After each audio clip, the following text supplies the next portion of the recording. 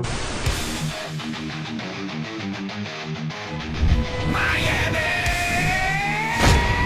To mission control, we have liftoff. Phinhub! Phinhub! We talking Dolphin City! Phinhub, Phinhub! Yeah! It's that Dolphin Show! Phinhub! Welcome to the Phinhub Show, the one NFL podcast you can't leave off your roster. Now here's your host, Joey and Kevin Tejido. All right, welcome back to another episode of the Phinhub Show, powered by BetUS. If you guys haven't already, make sure to check out BetUS and use code YouTube150 for 150% bonus on your first deposit. The next two deposits will be for 125% bonuses. So make sure to check out BetUS and use code YouTube150 to get started today. So the Miami Dolphins need to make some decisions, coming up with free agency and obviously the draft. But how about some of the players that are in-house right now? I feel like you have some guys in Jonnu Smith, for example, that deserve maybe an extension. Especially after the season that he had. Like, these are some guys that we were able to do something nice with, and if we do not extend them now, we could potentially lose them. Yeah. I think first off with Jonnu Smith, I think you can make the extension. I think it's a good move for all parties. For the Dolphins, it's a good move. You get to lock in a guy maybe on the cheap again for another year or two, and it gives you some cap relief this year, which we need. We're still over, I think it's over $5 million over the cap right now, so we need to basically shed that $5 million and shed another, I don't even know, 20 something. We have to be players in free agency right now. We have too many holes. We have to fill in that guard position, which I think the Dolphins will try to do in free agency rather than the draft. But yeah, seeing Jonnu Smith, the reason why it's good for us is, first off, the cap savings. We can get some cap relief this year. Get a guy that provided you some much needed, a much needed spark, because nothing was really working until Tua and Jonnu kind of started making that connection when he came back in. And like I said, it locks in that player, gives you the cap relief. Jonnu Smith, I think he's a guy you want to keep around. He looks like a great teammate, a great locker room guy, a guy that busts his tail, is willing to put in the work with Tua. And yeah, I just don't see why it would be a bad option there. I mean, we'll get to two other names after this, but what do you think about the whole thing? I say you lock him in. There's so much to like about his game and what he was able to do with us and with Tua. It doesn't really make sense not to. I also do like the cap savings that we would get from extending Jonnu. I think that helps too, especially given the circumstances. Mm-hmm. So I see it as a no-brainer. I say you extend him, keep Jonnu around.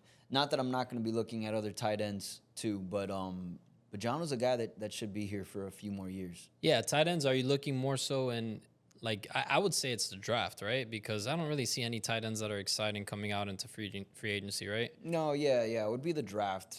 I'm not going to say any names because we have some people that don't like some of those names, but whatever. I mean, if you can land any one of those names that we're not going to mention, I think there's 3 or 4 guys out there that I would be ultra excited if we got. Obviously not with a first-round pick, unless it's, one name, which we're not going to mention. Mm-hmm. We don't want people getting mad out there.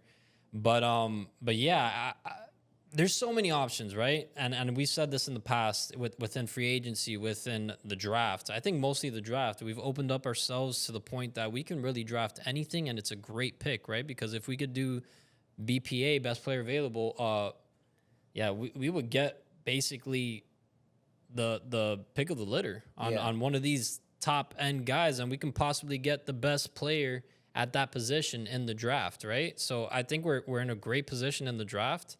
But moving on, let's get to the next guy. I think you want to say it, or you want me to say it? So Zach Seiler, I think that's a no-brainer. This is a guy that he's been busting his tail off, is a leader, another guy that can lead by example, another guy that just puts his head down, gets to work, gives his all every single play. He's not giving up on you, at the end of the season. He had some words about that in the locker room. He basically said he didn't agree with it, but he understands how, players can get in their feelings and emotions can get the best of them.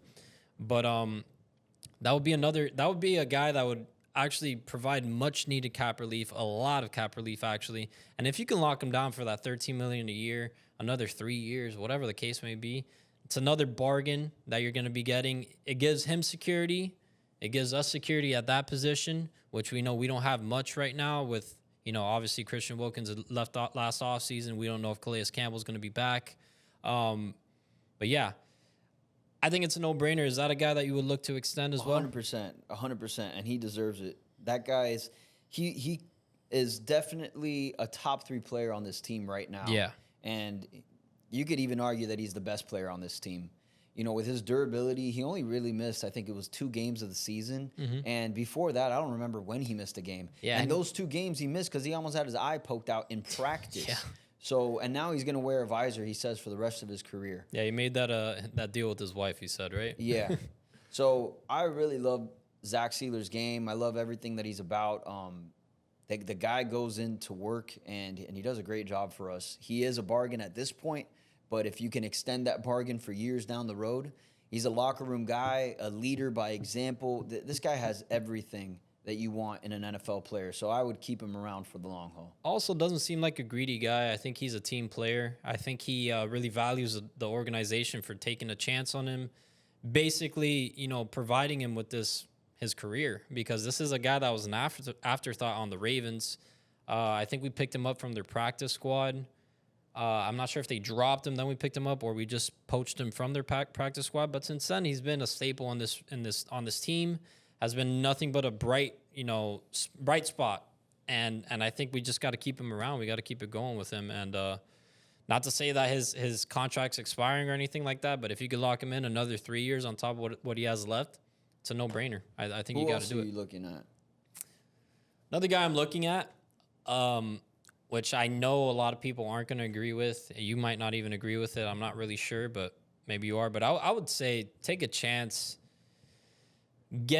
Get on this before it becomes an issue, right? Because if you get a guy like Jaelan Phillips, well, that's the guy I'm going to talk about. If he goes out there and he balls out, this is his 5th-year option. Yeah, okay, if he balls out, you can get him on the franchise tag. I get it, but that franchise tag is going to be extremely expensive. I think if you get this guy right now and you say, hey, look, you've had these injuries the last couple of years. I know you might want to bet on yourself, but then again, this is giving you security for the future because God forbid, something else happens, you're not going to get this type of payday, right? Maybe give the guy $15 mil a year. Give him like a 2-3 year, $15 mil per year, and call it a day. You get to lock in a guy that's very talented. He can have some relief, in his head. He's like, bro, if I get injured again, man, maybe I'm on my way out. Maybe I don't get that bag. He can go ahead and get it. It can provide a lot of cap relief. I think it's like around $10 million this year for us. So I would love to do that. I think Jaelan Phillips is a guy that you bet on, and if it works out, this is a home run. It's going to be perfect for you, and I don't see why the Dolphins wouldn't try to convince him to do that. If it's up to me, I'm also going to bet on Jaelan Phillips. I would actually take that just because we've seen what happens when the Dolphins don't make these decisions early. And biggest example is Tua. He's a guy that you probably on the high end maybe could have gotten for 40 to 45 million a year. Or 30, 35. I mean, I'm saying on the high end. Okay. On the high end, you could have gotten Tua for that. And now we're paying 53 plus a year, so this is and Tua because he out, gave you that year, right? Yeah, because Tua went out and he did his thing, and then look, the next year he's injured again. But we could have had that badass year from Tua, and Tua's not trying to get injured. That's not his thing. No one's trying to get injured out there. So, but these things do happen.